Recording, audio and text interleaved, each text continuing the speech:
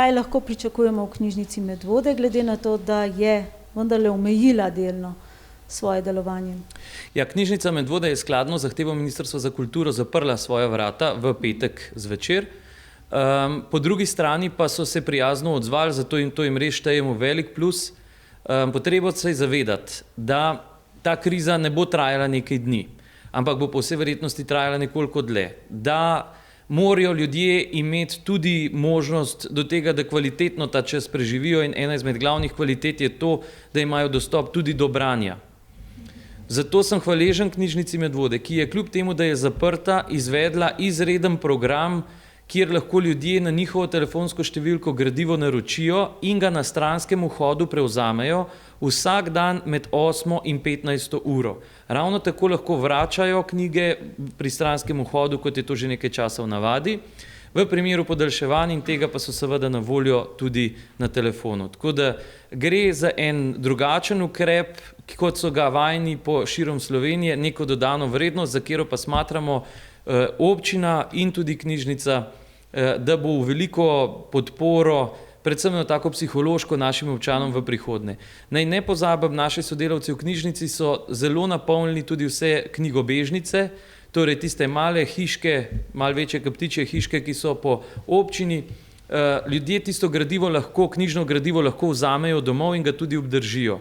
Tako da vse, kar je v knjigobežnicah, lahko poberejo. Ko bodo knjigobežnice prazne, bodo naši sodelavci to ponovno napolnili z gradivom in ljudje lahko vzamejo domov, obdržijo te knjige. Govorimo o knjigobežnicah, seveda ne pa tiste, ki si jih izposodijo v sami knjižnici Medvode.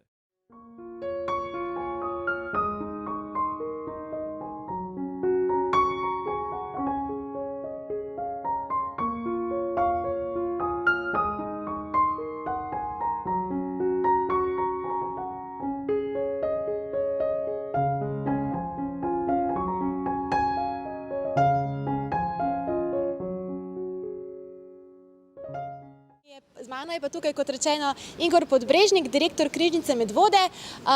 Gospod Podbrežnik, zdaj ste bili zaprti, ne? In zdaj po kar nekaj časa lahko spet svoje poslanstvo knjižnice izpolnjujejo, kar vas najbrž veseli. Kako ste pa preživeli ta čas zaprtja, izolacije? Sej, mi nismo bili čisto zaprti.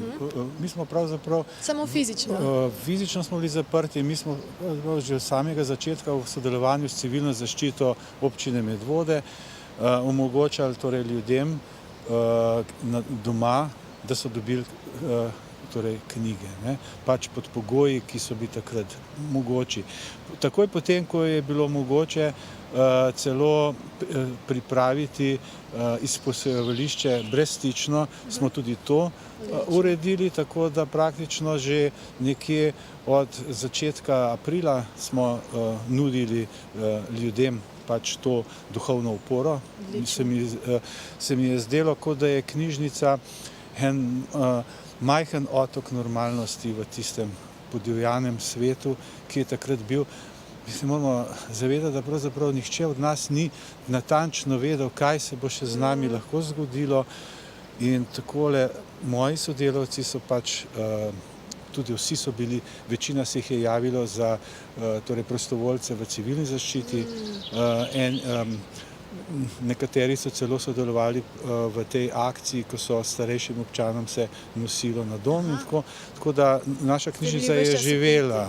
Tako da zdaj, ko so se končno na Ministrstvu za kulturo odločili, da se knjižnice počasi odpirajo, pravzaprav je za nas to pomenilo samo še dodatno spodbudo, da še več ljudi dejansko to storitev nudi. Vsi si jo pa še vedno ne želijo, ker še vedno obstoja nek strah.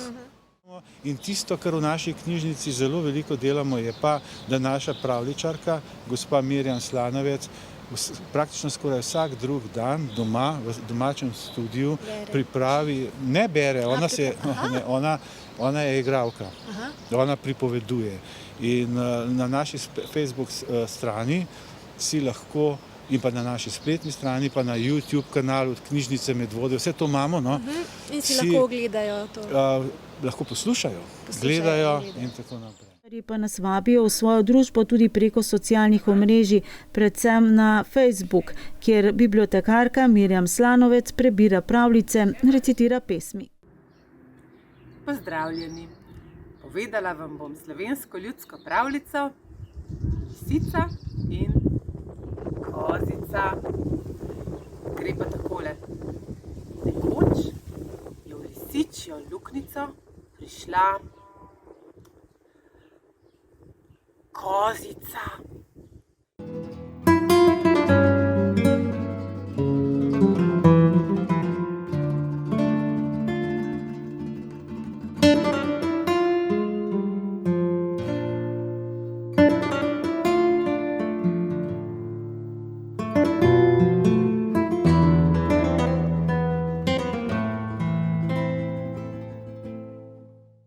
In če ne bi bilo te koronavirusne situacije in ukrepov kljub končani epidemiji, bi se žrebanje nagrajenca izvedlo na zaključni prireditvi, na katero bi, tako kot smo vajeni, povabili kakšnega od znanih Slovencev. Tako pa smo bili prisotni le mi in kamera, ki je žrebanje posnela. Srečni žrebanec je. Ja, žal zaključne prireditve ne bo, čeprav smo jo že planirali, pa potem odpovedali.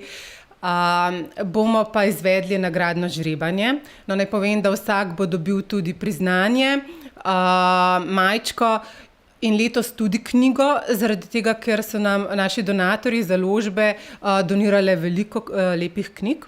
Bomo pa izžrebali tudi veliko drugih nagrad, ki so nam jih prijazno donirali založbe in pa podjetja. Tokratni žreb je izvedel podžupan občine Medvode Ivo Rep. Meni ta domača branja niso bila najbolj všeč, vendar nekako sem se uspel prebiti skozi osnovno šolo in to branje. Potem pa v srednji šoli so postale tematike, naslovi vedno bolj zanimivi. Žal mi je, da so morali eni od zunaj poslušati, ker je tu bila omejitev do 50, ampak ima nek svoj čar tudi. Predvsem se mi zdi pa pomembno, da se ne pustimo, ne? Da se ne zapremo, da pač poskušamo živeti normalno.